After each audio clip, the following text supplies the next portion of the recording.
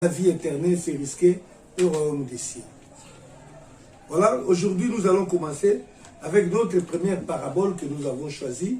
Je dirais, pas comme par hasard, mais la parabole que le Seigneur nous a mise à cœur de partager avec vous, de partager cet enseignement, s'intitule la parabole des vignerons. Et ce message de la parabole des vignerons, nous la retrouvons dans le livre de Matthieu au chapitre 21. Matthieu chapitre 21 à partir du verset 33. Nous allons lire au nom du Seigneur Jésus-Christ. Matthieu chapitre 21 à partir du verset 33. Je lis au nom du Seigneur. Écoutez une autre parabole. Il y avait un homme, maître de la maison, qui planta une vigne. Il entoura d'une haie et il creusa un pressoir et bâtit une tour. Puis, il la ferma à des vignerons et il quitta le pays. Lorsque le temps de la récolte fut arrivé, il envoya ses serviteurs vers les vignerons pour recevoir les produits de sa vigne. Les vignerons, s'étant saisis, les serviteurs bâtirent l'un, tuèrent l'autre et lapidèrent le troisième. Il envoya encore d'autres serviteurs en plus grand nombre que le premier, et les vignerons les traitèrent de la même manière. Verset 37. Enfin, il envoya vers eux son fils en disant: ils auront du respect pour mon fils. Mais quand les vignerons virent le fils, ils dirent entre eux: voici l'héritier, venez, tuons-le et emparons-nous de son héritage. Ils se saisirent de lui, le jetèrent hors de la vigne et le tuèrent.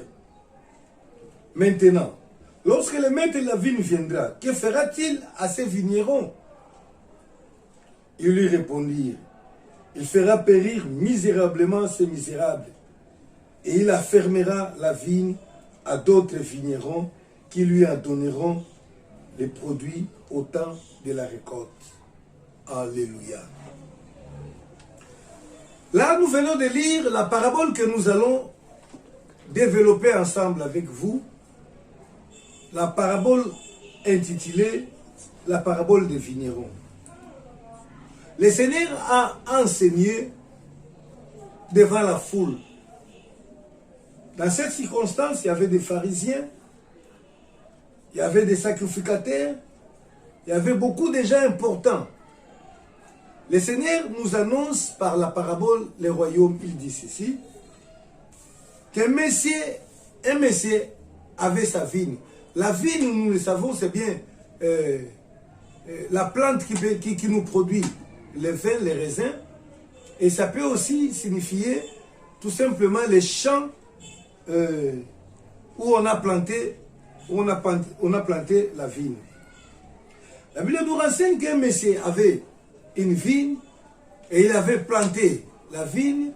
Il avait même fait creuser un pressoir, c'est-à-dire une machine qui va devoir presser les fruits pour extraire les jus, pour produire les vins.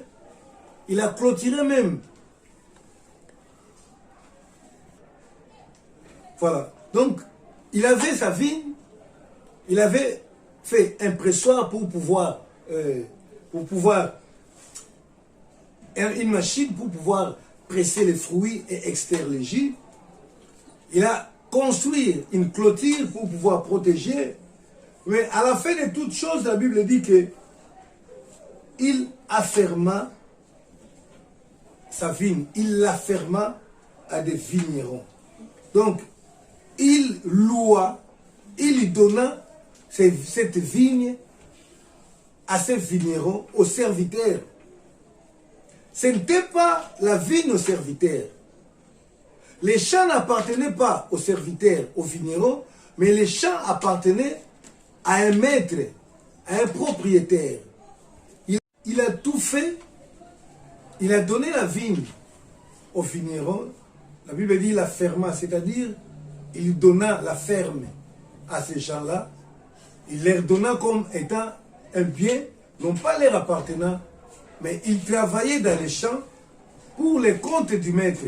Donc il devait rendre compte quand même un jour. Et il partit pour pouvoir revenir un temps après. Mais la Bible nous renseigne ceci. Au temps de la moisson, au temps de la récolte, le propriétaire, au lieu de venir lui-même chercher les fruits de sa vigne, il envoya en premier lieu, ses serviteurs. Il lui dit ceci, là nous sommes au verset 34, Luc 21, 34. Lorsque le temps de la récolte fut arrivé, il envoya ses serviteurs vers les vignerons pour recevoir les produits de la vigne. Les vignerons s'étant saisis de ses serviteurs, battirent l'un, tuèrent l'autre et lapidèrent le troisième. Alléluia. Donc, du moins, cet homme a envoyé plusieurs fois des serviteurs qu'il avait choisis pour pouvoir recevoir la récolte.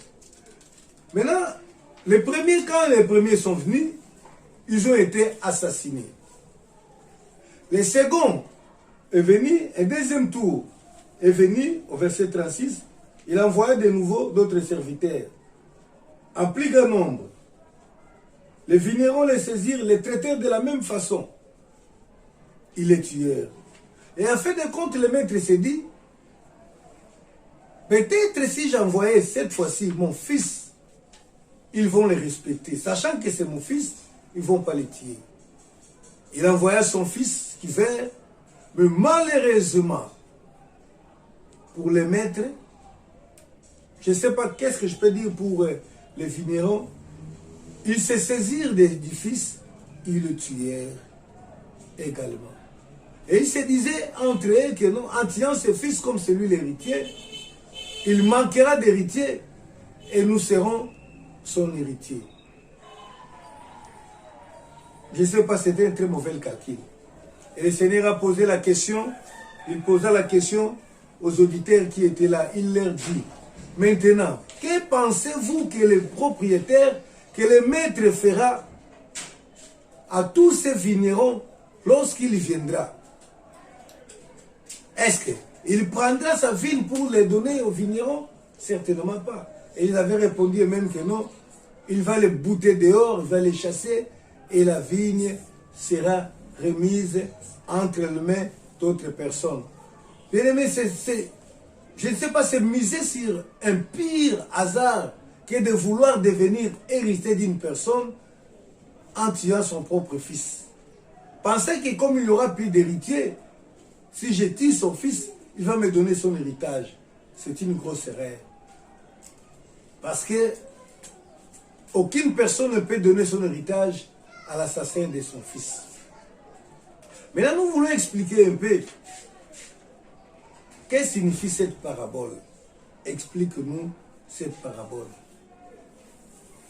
Le premier serviteur ou le premier groupe de serviteurs qui a été envoyé, d'abord, nous connaissons tous que la vigne de l'Éternel, c'est le monde dans lequel nous vivons. Les champs appartiennent à l'Éternel.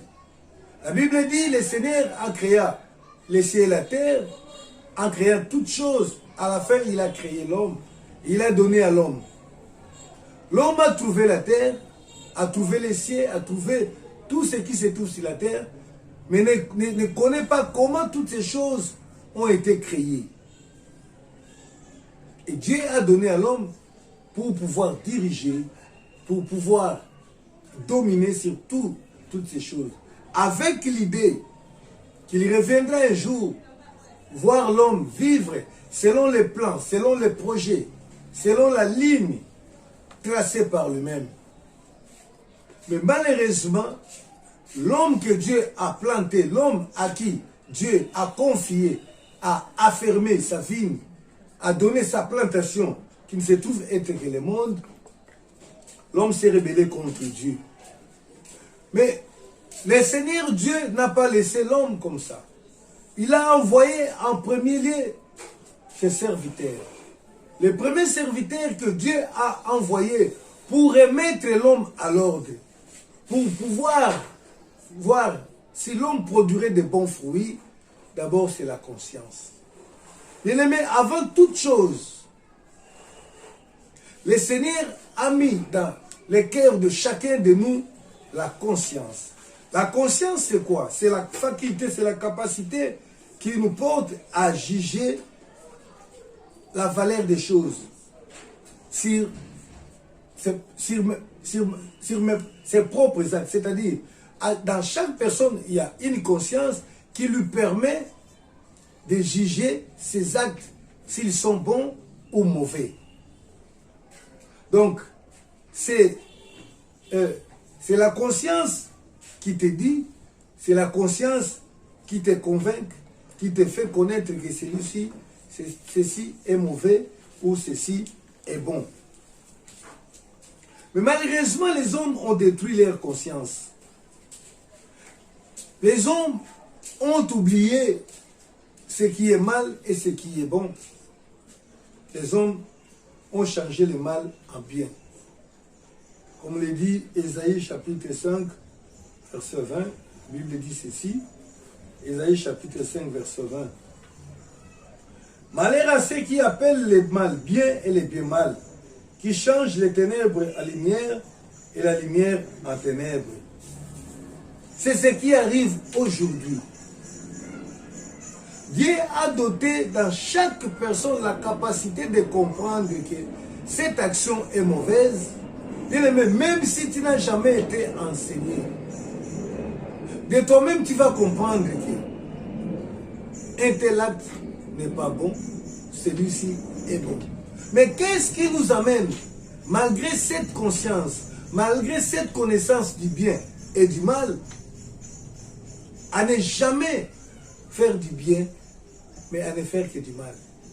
Donc l'homme a détruit, a brûlé sa propre conscience. Ce sont les serviteurs que Dieu a envoyés. Ce sont les serviteurs que Dieu a toujours envoyés, les maîtres et envoyés pour nous montrer les chemins qui peuvent nous aider à produire de bons fruits. La morale. Aujourd'hui, la morale est devenue, ce mot même moral, en Occident, est en train de devenir, je ne sais pas, une insulte ou quoi. Et vous verrez une personne dire vous verrez une personne dire à une autre, tu me fais la morale. Donc c'est-à-dire que l'homme se croit autorisé à faire tout ce qu'il veut. Il n'y a plus de limite entre les bons et les mauvais. L'homme a même nié l'existence de son créateur. C'est ça, brûler la conscience.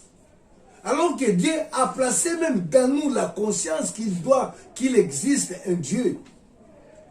La conscience qui nous fait comprendre de nous-mêmes que toutes ces choses que je vois, tout ce que je vis, ne peut jamais être l'objet du hasard. Les gens ont brûlé leur conscience et les gens ont tué ce que Dieu a mis en eux. Et ils se sont dit qu'ils sont des dieux. Ils ne veulent plus reconnaître que cette terre existe par une personne. C'est ce que nous renseigne le livre des Romains au chapitre 1er, verset 19. Romains 1er, 19, 23. Je lis au nom du Seigneur. Car ce qu'on peut connaître de Dieu est manifeste pour eux. Dieu leur ayant fait connaître, en effet, les perfections invisibles de Dieu, sa puissance éternelle, sa divinité, se voient comme en l'uni depuis la création du monde. Quand on les considère dans ses ouvrages, ils sont donc inexcusables. Puisque les hommes ayant connu Dieu, ils ne l'ont point glorifié comme Dieu, ils ne lui ont point rendu grâce, mais ils se sont égarés dans leurs pensées, leur cœur sans intelligence a été plongé dans les ténèbres. Se vantant d'être sages, ils se sont devenus fous. Ils ont changé la gloire du Dieu incorruptible et à l'image. Donc les hommes ont nié même l'existence de Dieu, alors que Dieu a fait que l'homme puisse comprendre qu'il existe au travers de sa création, en voyant la grandeur de la terre, en voyant la complexité des choses, en voyant l'exactitude mathématique de la vie humaine, du fonctionnement du corps humain. L'homme doit comprendre qu'il doit exister un architecte. Mais l'homme a choisi de refuser. L'homme a brûlé sa morale. L'homme s'est dit, la terre existe par un accident, par lui-même. C'est ça les premiers messagers, les premiers serviteurs que Dieu a envoyés, c'est la conscience. Comme Dieu n'avait pas trouvé raison, n'avait pas trouvé bonne cause, il a envoyé de nouveau d'autres serviteurs. La Bible nous dit, il a envoyé d'autres serviteurs en plus grand nombre que les premiers, les vignerons, les traitèrent de la même manière. Après le temps, Dieu qui aimait toujours l'homme a envoyé pour le salut de l'homme la loi et les prophètes. Le Seigneur nous a envoyé la loi au travers Moïse, au travers la Bible. Nous avons les prophètes. Les prophètes nous montrent le chemin de Dieu.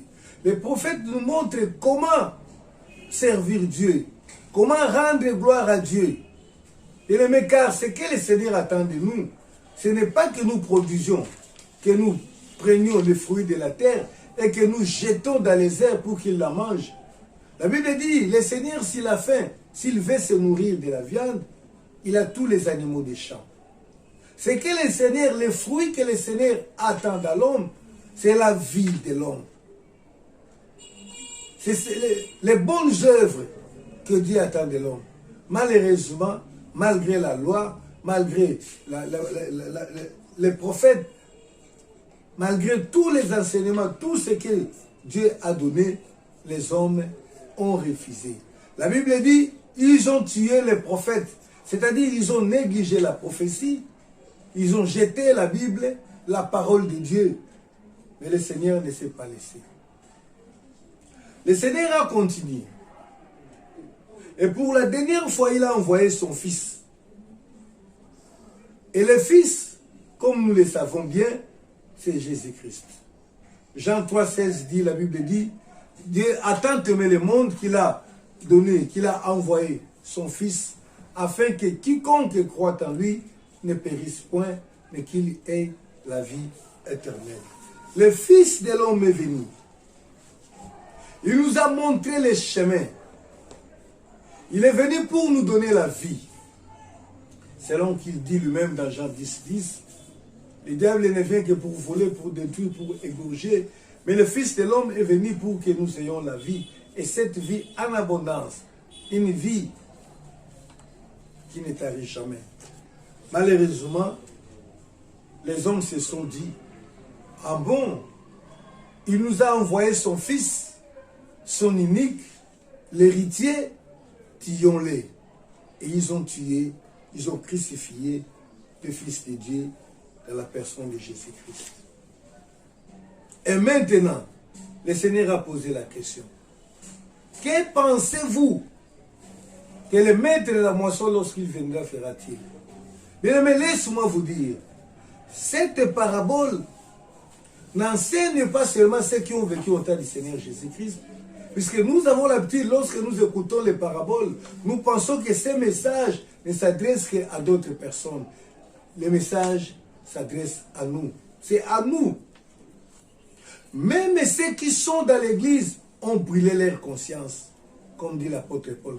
Qu'est-ce que nous ne voyons pas aujourd'hui? Parce que nous avons la loi qui nous montre les chemins de Dieu, qui nous montre la parole, les enseignements, qui peuvent nous aider à produire les fruits de l'esprit. Il y a des gens qui ont brûlé la conscience. C'est ainsi que nous nous retrouvons aujourd'hui dans les églises avec des pasteurs voleurs, des pasteurs ivrognes. Et ils se disent pasteurs, des gens qui ont brûlé, qui ne connaissent plus l'essence du bien et du mal. Et la Bible nous dit ceci. Tous ces gens-là, qui après avoir eu la connaissance du Seigneur Jésus-Christ, mais qui vivent dans le péché, la Bible dit que ces gens-là sont en train de crucifier encore le Seigneur Jésus-Christ. Mais ils sont plus méchants, ça c'est mon avis à moi. Non pas ceux qui ont tué les serviteurs, parce que les serviteurs, ça pouvait bien se comprendre. Mais ceux qui ont même tué le fils du propriétaire. Mais c'est ce que nous sommes aujourd'hui. Toi qui as crié, toi qui vas à l'église, qui écoute les enseignements tous les jours. Mais lorsque tu te retrouves devant une situation où on te propose les vols, où on te propose les péchés pour gagner beaucoup d'argent, bien aimé, quand tu pêches, disons Hébreux chapitre 6, verset 6, lorsque tu pêches, sache que tu es en train de crucifier de nouveau le Seigneur Jésus-Christ. Hébreux chapitre 6, verset 6. La Bible dit ceci. 6.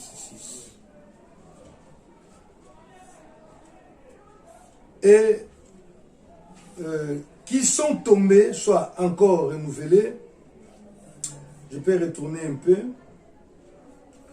Verset 4, Hébreux 4 jusqu'à 6. Car il est impossible que ceux qui ont été une fois éclairés, qui ont goûté les dons célestes, qui ont eu part au Saint-Esprit, qui ont goûté la bonne parole de Dieu et les puissances du siècle à venir, et qui sont tombés, soient encore renouvelés, amenés à la repentance, puisqu'ils crucifient pour leur part le Fils de Dieu et l'exposent à l'ignominie. Bien aimé, combien de fois, étant chrétien, tu as crucifié encore le Fils de Dieu? Jésus pleure. Jésus a pleuré autrefois quand il a vu la vie des enfants d'Israël, car il savait que à cause de cette incrédulité, le jugement viendra. Mais aujourd'hui, Jésus-Christ pleure. Il regarde. Il pleure parce que tous ceux qui se disent chrétiens, il aime toutes les fois que tu commets un péché, toi qui as déjà crié en Jésus-Christ, sache que tu es en train de crucifier de nouveau le Seigneur Jésus. Or, dans le plan de Dieu, le Christ devait mourir, être crucifié une seule fois. Et tous ceux qui se mettent à le crucifier aujourd'hui encourent la colère de Dieu. Voilà la signification de la parabole du semeur. La vie que nous avons ne nous appartient pas. La terre sur laquelle nous vivons ne nous appartient pas. C'est lui qui nous a donné en location la vie. C'est lui qui nous a loué la vie. Attend de nous des fruits. Quels sont ces fruits? Ce sont les fruits de l'esprit. Les fruits de l'esprit que la Bible annonce dans Galates chapitre 5, verset 20. Les fruits de l'esprit. On va les lire rapidement. Les fruits de l'esprit, Galates chapitre 5, verset 22 plutôt. Les fruits de l'esprit, c'est l'amour, la joie, la paix, la patience, la bonté, la bénignité, la fidélité, la douceur, la tempérance. Bien-aimé, il est impossible à l'homme de produire les fruits s'il ne connaissent pas, s'il ne connaît pas le Seigneur. Il faut connaître le Seigneur. Il faut venir au Seigneur. C'est lui seul qui peut nous donner la capacité à produire les fruits. Mais à tous ceux qui reçoivent, parce qu'aujourd'hui, nous n'avons pas que ceux qui tuent les fils, mais il y a de ceux qui reçoivent les fils. À tous ceux qui reçoivent les fils, tous ceux qui reçoivent les fils ont la capacité de produire des fruits de l'esprit. C'est ce que le Seigneur attend de nous. Et lorsque le Seigneur viendra, qu'est-ce qu'il fera? Il affermera. C'est-à-dire, il donnera sa ferme, il donnera sa terre. Nous avons l'espérance de vivre un jour une vie de gloire dans le royaume de Dieu qui sera installé, je dirais même essentiellement sur la terre. Selon les prophéties que nous avons dans Apocalypse, chapitre 20. Bien aimé, aujourd'hui, à vous qui m'avez écouté, vous qui m'avez entendu, le Seigneur vous dit une chose. Aujourd'hui, si vous avez encore le temps d'écouter sa parole, c'est que la grâce de comprendre la parabole pour votre salut et pour vous. Mais si vous n'avez rien compris, nous ne pouvons rien contre vous. La Bible dit ceci, le Seigneur ne tient pas compte du temps de l'ignorance, il appelle tous à la repentance. Combien de fois tu as écouté le message de l'évangile? Combien de fois? Sache que celui qui était parti revient bientôt. Notre Seigneur revient. Et il revient pour faire quoi? Il revient pour juger. Parce qu'il a laissé sa vie. Il a laissé les hommes sur terre. Il a envoyé tout. Il a envoyé son fils. Et son fils a été crucifié, a été tué par ces gens-là. Toute personne qui refuse de croire en Jésus-Christ est considérée comme le meurtrier du Fils de Dieu. Ce ne sont pas ceux-là qui ont tué Jésus, mais ce sont ceux qui refusent aujourd'hui. Ceux qui vivent dans les péchés aujourd'hui, ce sont eux qui tuent l'enfant de Dieu. Mais la Bible nous dit, aujourd'hui, si vous entendez sa voix, n'endurcissez pas votre cœur, car c'est le temps que le Seigneur vous accorde pour la repentance. Si vous vous repentez, vous décidez d'abandonner le péché, d'accepter Jésus-Christ comme Seigneur et Sauveur, et vous invoquez le nom du Seigneur selon qu'il est écrit, quiconque invoquera le nom du Seigneur sera sauvé, vous serez sauvés, vous ne serez pas comme ceux qui ont tué le Fils, mais vous serez comme ceux qui ont remis de bonnes choses au Fils, et lorsque il viendra le Maître, il vous donnera le royaume, parce que le royaume doit être remis à certaines personnes. N'endurcissez pas votre cœur, donnez votre cœur à Jésus-Christ. Soyez bénis. Restez toujours branchés. Cet enseignement que nous avons commencé aujourd'hui sur les paraboles du Seigneur va continuer prochainement, toujours sur Christ sans frontières TV, sur YouTube. Soyez bénis au nom du Seigneur Jésus-Christ. Amen.